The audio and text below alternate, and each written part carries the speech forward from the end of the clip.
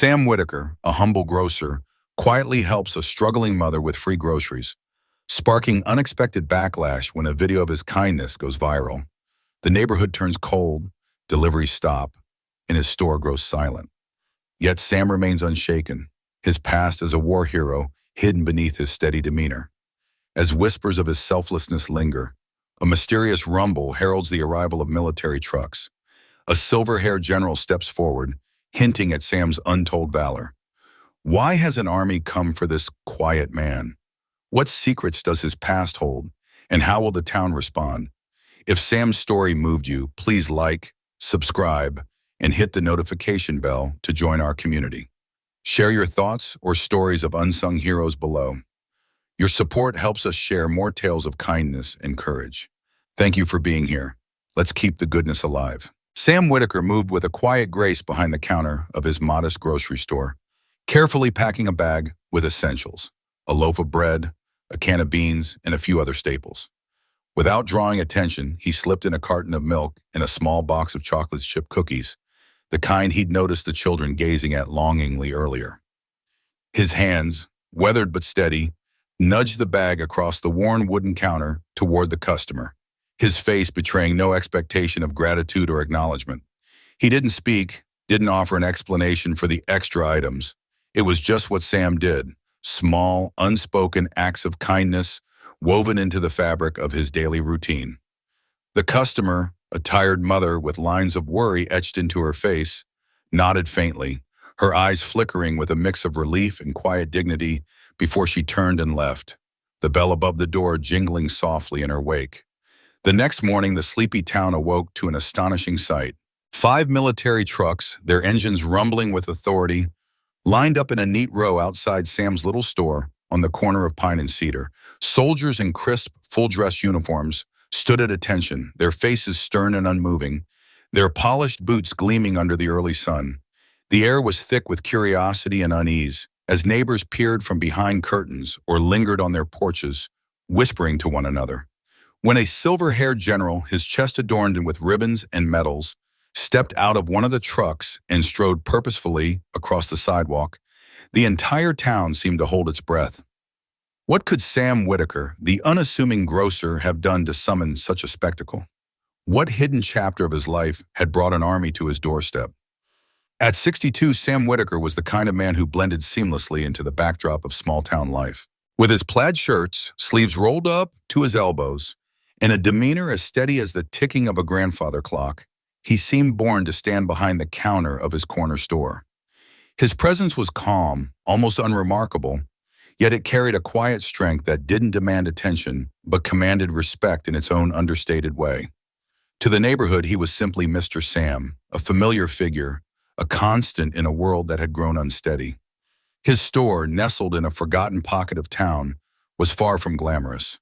No flashing neon signs or glossy posters adorned its facade, just a faded, hand-painted sign above the door that read, "Whitaker's Grocery" in peeling letters. A rusty bell hung above the entrance, its gentle chime greeting every customer who stepped inside. The aisles were narrow, the shelves worn and slightly uneven, stocked with the basics: bread, canned goods, milk, and on lucky days, a basket of fresh apples near the register. It wasn't much, but it was enough. For over 2 decades, Sam had run the place with unwavering dedication. He opened at dawn, closed long after dusk, and kept the heat on through bitter winters, even when the store was empty. People didn't come just for groceries. They came for the quiet comfort of normalcy, for the dignity Sam extended to every soul who crossed his threshold. He never pried, never judged, never made anyone feel small, no matter how thin their wallet or how heavy their burdens. In a neighborhood where pennies were pinched and gallons of gas were stretched, Sam's store was a haven, a place where pride could be preserved, even in hardship. But the world around Sam's store had changed. Once a bustling hub of factory workers and young families, the neighborhood had withered over the years. The factories that once hummed with life had shuttered, leaving behind rusted gates and silent smokestacks. Jobs vanished, replaced by a creeping sense of scarcity. Some residents scraped by with odd jobs, others relied on government checks, and a few simply drifted away. their absence marked by empty houses and overgrown lawns. The pride that once defined the community had faded, giving way to boarded-up windows and street corners where hope felt like a distant memory. Yet, despite the decay, a fragile sense of community endured, tight-knit but guarded. Neighbors watched out for one another, but trust was hard-won, earned through time and quiet consistency. Gossip spread like wildfire, often outpacing the truth, and small acts of kindness were sometimes overlooked or misinterpreted. Through it all, Sam Whitaker remained an anchor, unchanged by the tides of time or trouble. Rain or shine, he swept the front steps of his store, stacked milk crates with care, and greeted customers with a nod and a soft morning. For some, he was a lifeline, a man who'd let a tab run a little longer until the next check arrived, his ledger filled with numbers he never chased too hard. For others, he was simply the grocer, always there, always kind, always unshaken by the struggles that swirled around him. Few knew much about his past, and Sam wasn't one to share.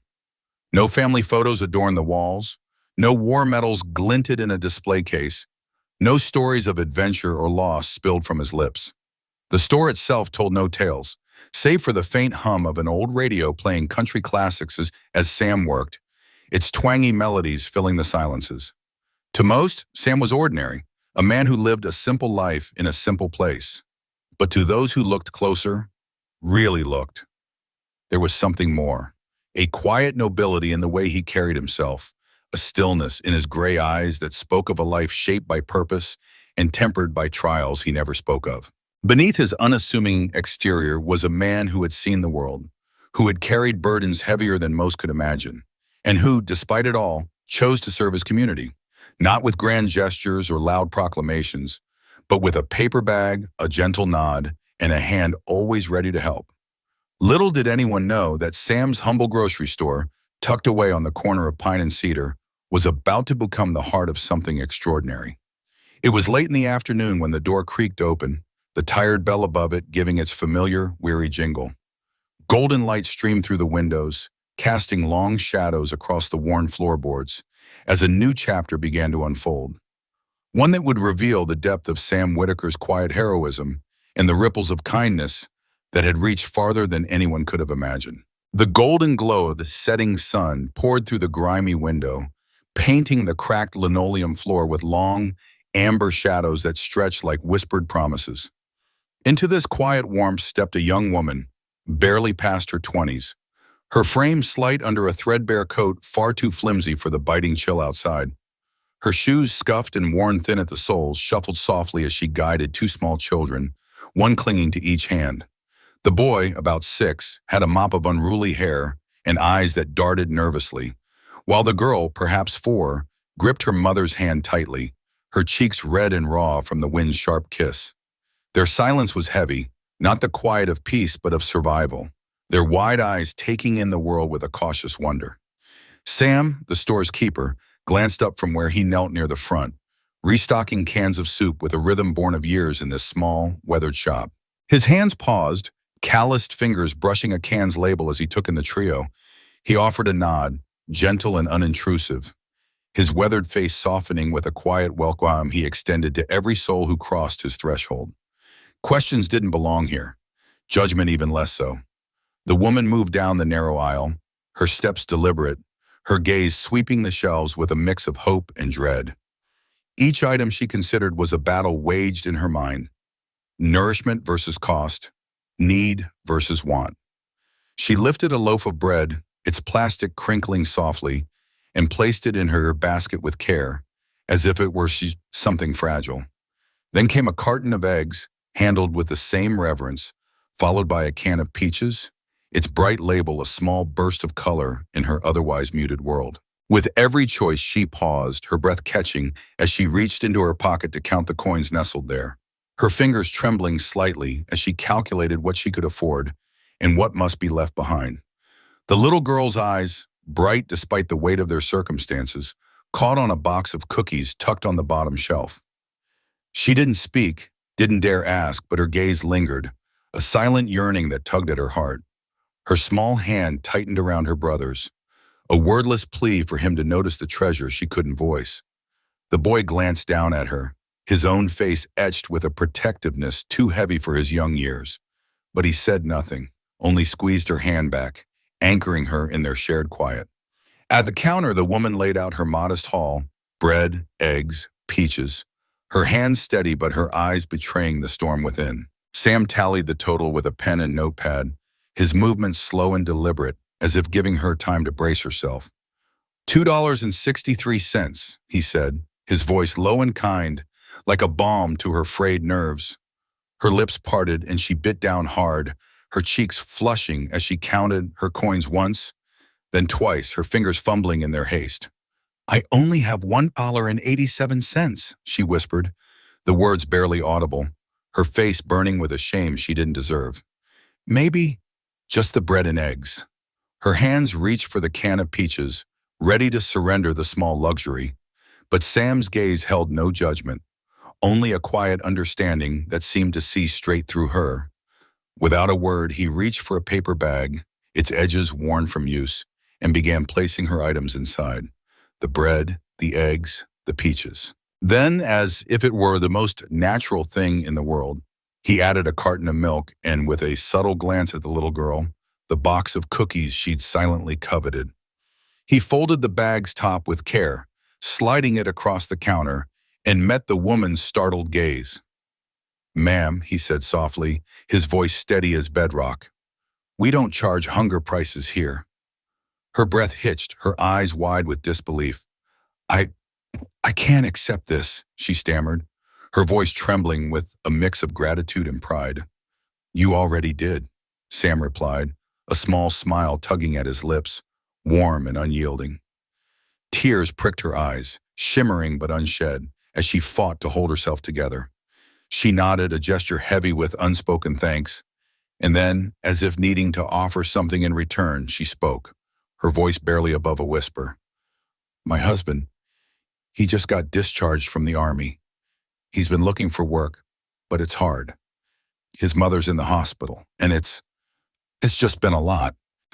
Her words spilled out, raw and unguarded, as if Sam's kindness had cracked open a dam she'd built to hold back her pain. Sam's hand rested briefly over hers, a fleeting touch that carried the weight of compassion.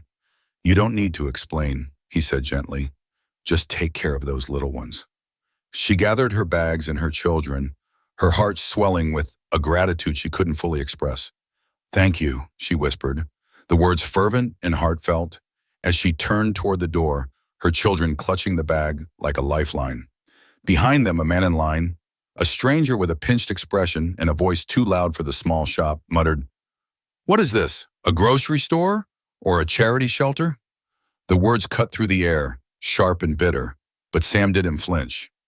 He lowered his eyes, picked up a rag, and began wiping the counter in slow, methodical circles, the familiar motion grounding him against the sting of the man's scorn. Outside, the wind howled, tugging at the woman's coat as she and her children vanished down the sidewalk, their silhouettes swallowed by the gathering dusk, the bag of kindness cradled close.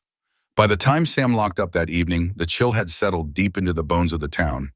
The wind rattled the loose gutter in the alley behind the store, a metallic clatter that echoed in the stillness. Inside, the shop was quiet, the shelves half-stocked, the faint hum of a Johnny Cash song drifting from the old radio. Sam moved through his closing routine with a practiced ease, turning off lights, straightening cans, each action a small ritual that tethered him to this place he'd tended for years. But tonight something felt different, a subtle shift he couldn't name. He hadn't noticed the man in the expensive jacket earlier, the one with the phone perpetually in hand, his eyes sharp and calculating. That customer had filmed the entire exchange, the woman's quiet struggle, Sam's understated generosity, the little girl's longing gaze on the cookies. The video, zoomed in on Sam's face, on the small acts of humanity unfolding, was uploaded to social media within the hour.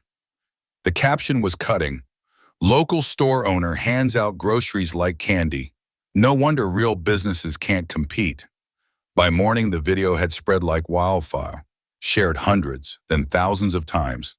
The comments were a brutal storm: accusations of enabling laziness, complaints about inflation, sneers at Sam's quiet kindness.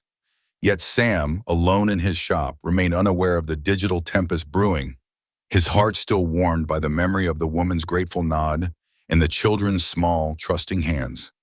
The air in Sam Whitaker's small grocery store felt heavy, as if the walls themselves were holding their breath. For years, this corner shop had been a steady heartbeat in the neighborhood. Its shelves lined with the essentials that kept families going: cans of beans, bags of rice, jars of peanut butter that kids clutched like treasure. But now an invisible storm had swept through, leaving behind a quiet that wasn't peaceful but oppressive, like a fog that clung to the skin and chilled the bones. The trouble had started with a video, one Sam hadn't even seen. He didn't own a smartphone, didn't scroll through the endless chatter of the internet. He only learned of the uproar when Missy, the high school senior who helped him stock shelves on weekends, burst through the door with red-rimmed eyes. Her voice trembled as she spoke, her hands twisting the hem of her apron. "It's bad, Mr. Sam. Really bad. People are saying awful things about you." Sam just nodded, his weathered face unreadable, though inside a quiet ache began to spread. He didn't ask for details. He didn't need to. The sting of betrayal was already in the air. By midday, the effects were undeniable. The usual hum of customers, mothers counting out change, kids begging for candy, neighbors swapping stories, had faded to a trickle.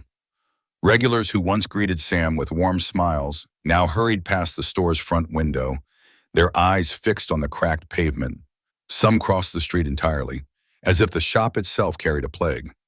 Mrs. Rodriguez, a loyal customer who'd come every Monday for eggs and fresh tortillas, caught Sam's gaze through the glass. For a moment, their eyes locked, and Sam felt a flicker of hope, expecting her familiar nod.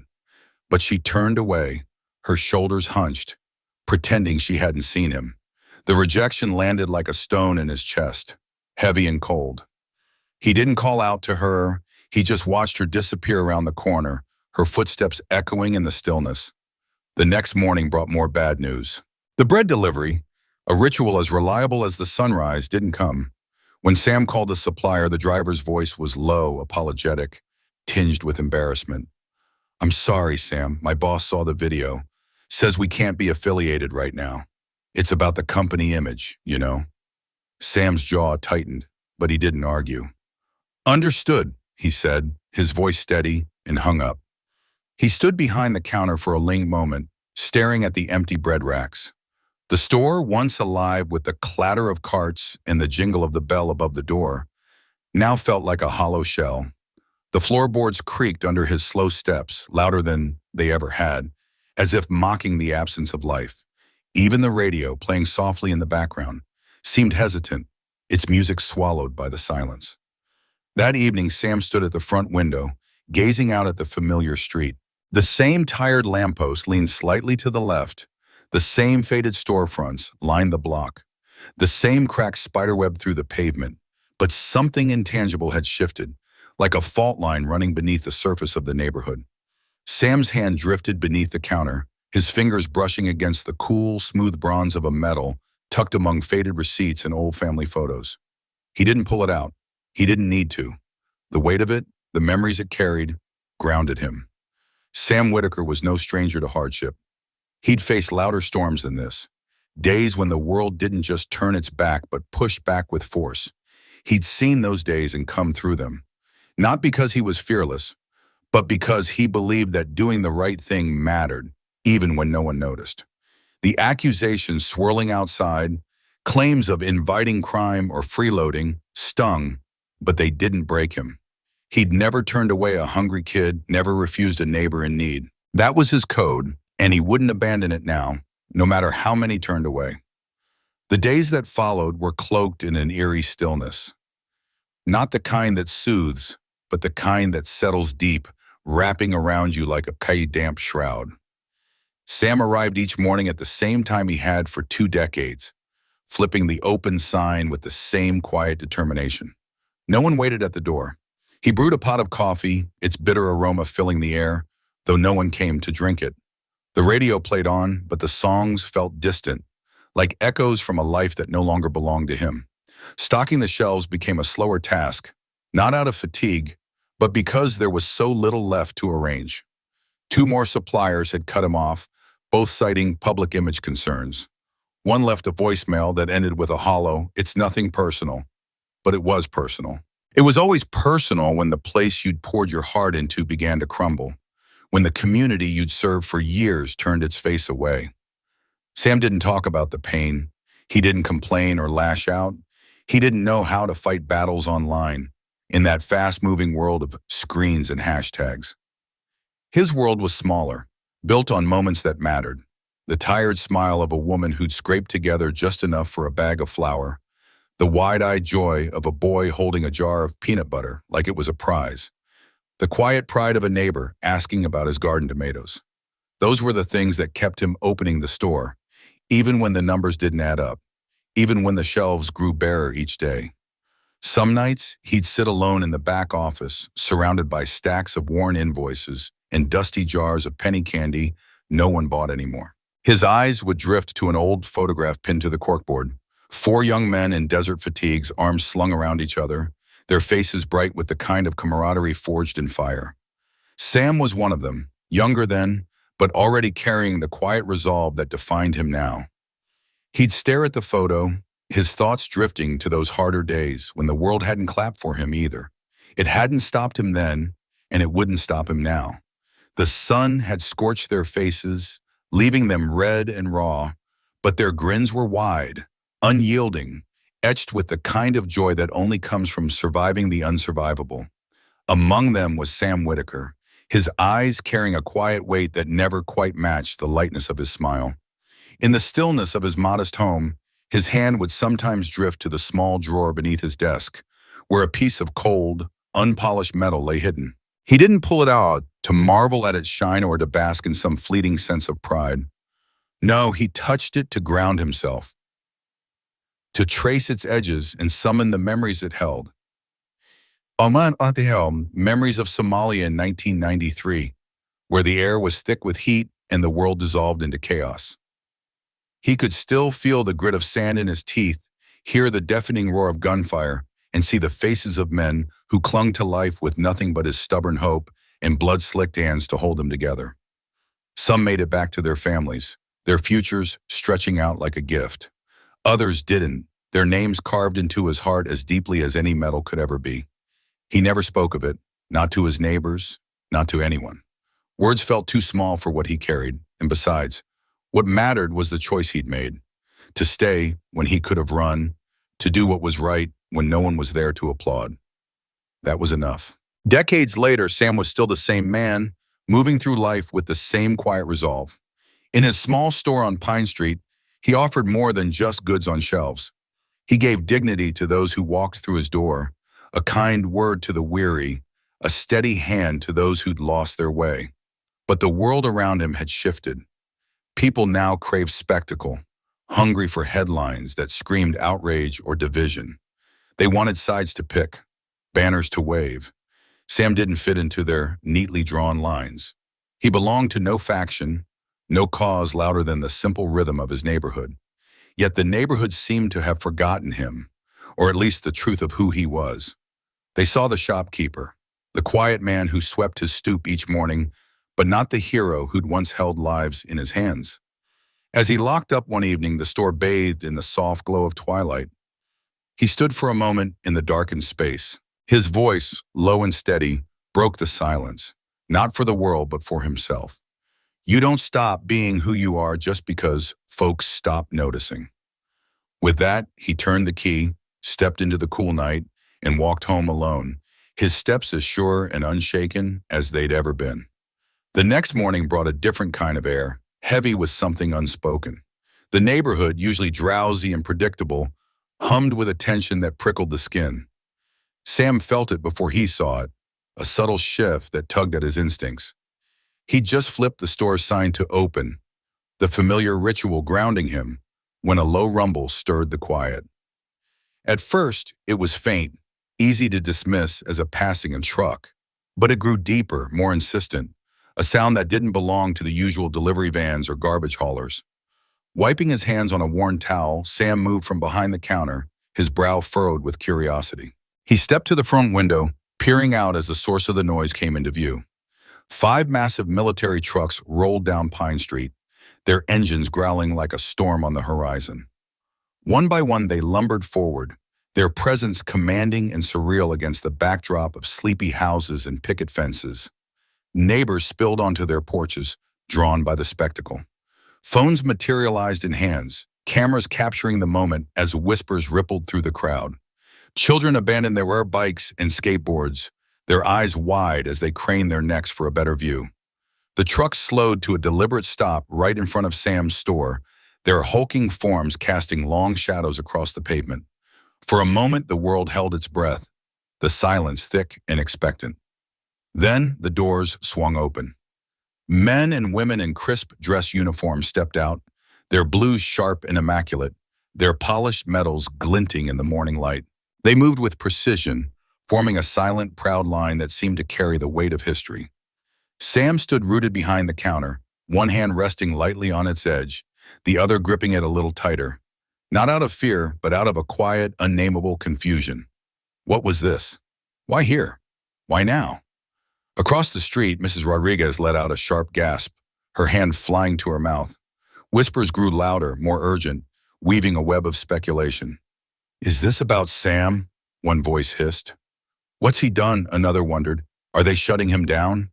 The questions hung in the air, unanswered, fueling the crowd's restless curiosity. Then a single figure broke the stillness. A silver-haired general, his uniform heavy with ribbons and stars, stepped onto the cracked sidewalk. Each step was measured, deliberate, as if the ground itself demanded respect.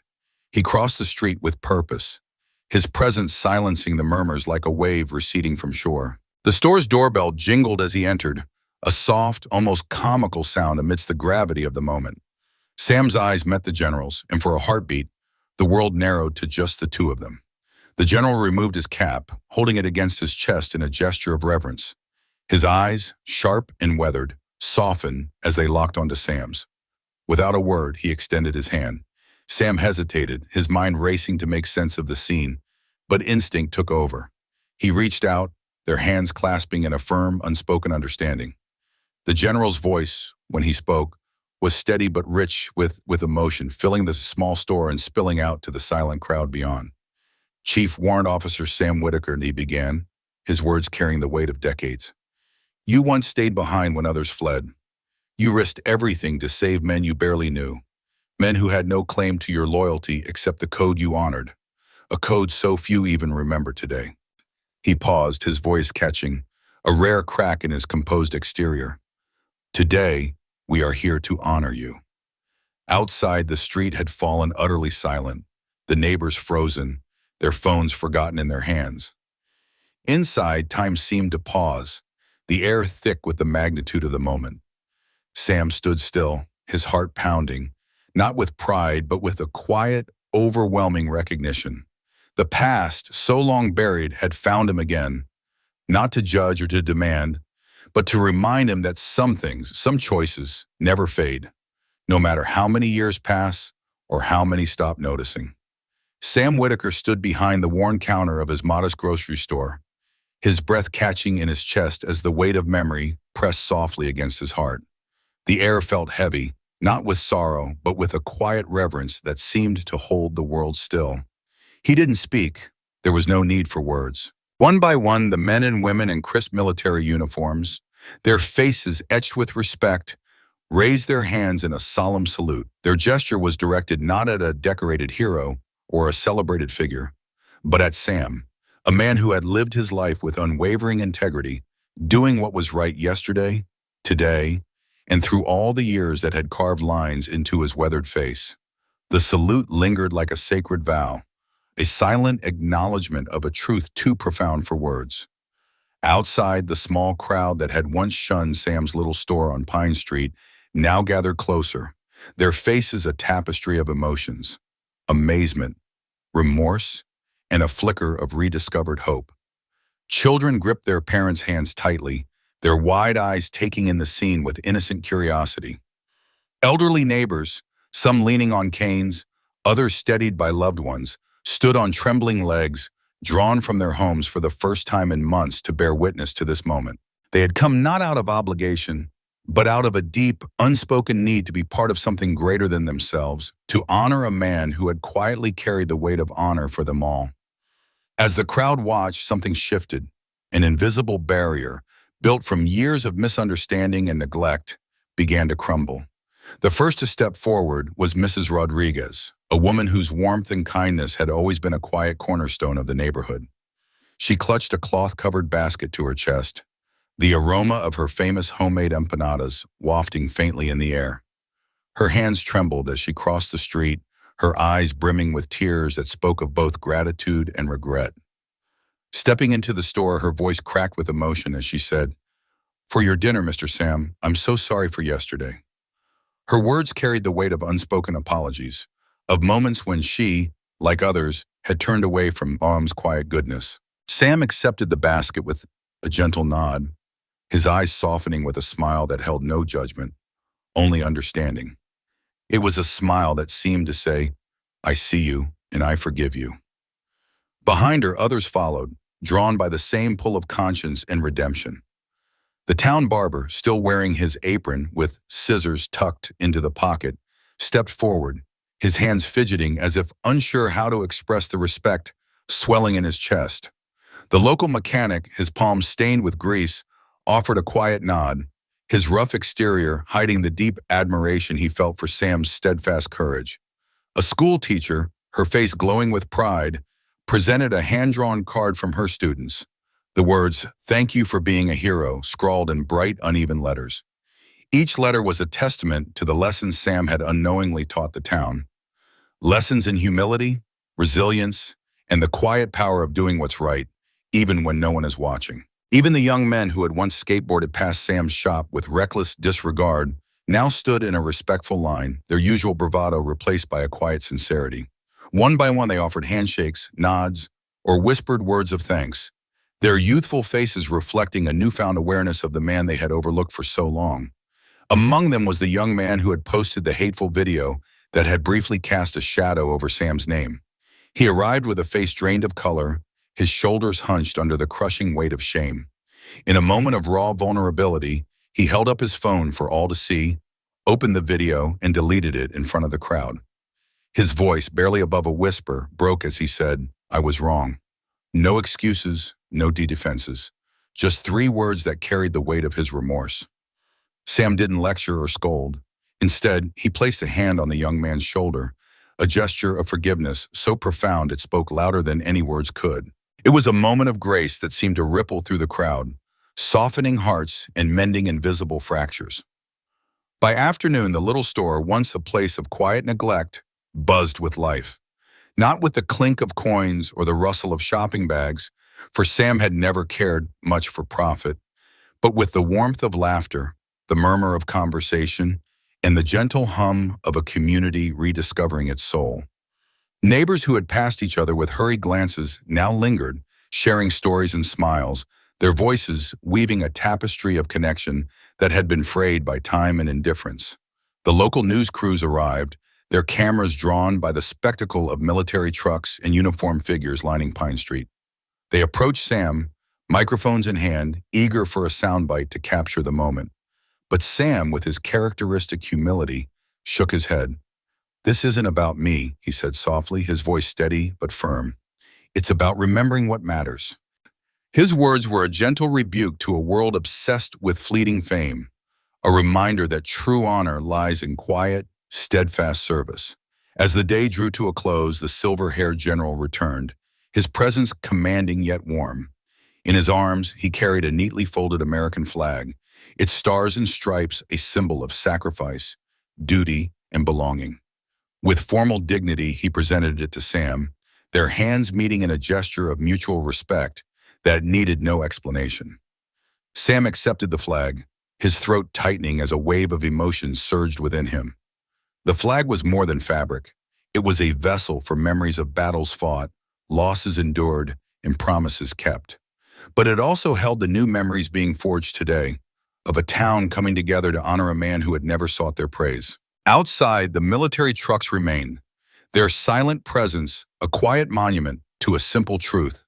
In a world that often forgets what matters, one person, steady, humble, and true, can remind us what honor looks like. As the sun dipped below the rooftops of Pine Street, casting a golden haze over the town, the crowd outside Sam's store began to thin. But the feeling they left behind lingered, a blend of reverence, gratitude, and quiet reflection that seemed to settle into the very air. Inside, Sam stood behind his counter, where he had spent countless years serving his community with quiet dignity. His hands, still strong despite the passage of time, carefully placed the potted flag on a shelf beside an old bronze medal, a relic of a past he rarely spoke of. He looked around the store, taking in the scuffed floors, the crooked shelves, and the dusty jars of candy that sat untouched by time. For the first time in years, a quiet joy stirred within him. It wasn't a loud, triumphant feeling, but a soft, steady warmth that spread through his chest. He allowed himself a small smile, not a boastful grin, but a gentle curve of the lips that spoke of peace, of a man who had lived true to himself and in doing so, had reminded a town of who they could be at their best. Sam Carver exhaled slowly, his breath visible in the sharp coolness of the evening air, a faint smile settling on his lips, a smile that seemed to well up from somewhere deep inside, unbidden and authentic. He hadn't been seeking anything today, not gratitude, not even a kind word of acknowledgement.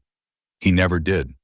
Sam's life was guided by a quiet principle, one he'd learned early and never strayed from. Always do what's right, even when the world isn't watching. While the world beyond his doorstep had grown louder, brasher, and at times unkind, Sam remained untouched by its chaos. He was a constant, a man whose heart beat steady like the rhythm of a forgotten lullaby. That evening, as a last soldier offered a crisp salute and a neighbor, with gratitude glistening in their eyes, murmured their thanks, Sam stood in the doorway of his little shop. With a gentle motion, he turned the weathered sign from open to closed. But this wasn't just the routine of locking up for the night. No, this time it marked the end of something larger, a chapter of his life, etched into the very wood of the door he'd swung open every morning for decades. He sensed it in the weight of the moment, a quiet knowing that nothing would ever feel quite the same. Not for him, not for the small town. That had been his world. Perhaps, in some small way, not even for the broader world, or at least the piece of it he'd shaped with his steady hands. As he walked the familiar 3 blocks to his modest apartment above the laundromat, the night air filled his chest with a crisp vitality. The distant sound of children echoed through the streets, their carefree laughter mingling with the soft hum of porch lights flickering on one by one. Life, in all its unadorned beauty, carried on. Sam paused at the steps to his building, his weathered hand resting on the cool iron railing, grounding him. He reached into the pocket of his faded jacket and pulled out a crumpled piece of paper. A thank you card a child had pressed into his palm earlier that day. In a scrawled, earnest hand it read, "I want to be like you when I grow up." A soft chuckle escaped his lips, warm and unguarded, as he folded the note carefully and tucked it back into his pocket, as if it were a treasure too precious to lose. Sam didn't crave the spotlight. He had no use for fanfare or headlines. What he had was something far richer, a life that mattered, not because of sweeping, grandiose deeds, but because of the countless small ones, each performed with quiet intention. A bag of groceries slid across the counter to someone who couldn't pay. A kind word offered to a stranger carrying a hidden burden. A door held open, a smile shared, a moment of patience when the world demanded haste. These were the threads of Sam's legacy, woven into the fabric of a town that might never fully grasp the depth of his impact. Inside his chest, a quiet pride stirred, not the kind that seeks validation, but the kind that comes from knowing you've stayed true to yourself. As he climbed the stairs, each creak of the wood seemed to whisper memories of the years gone by.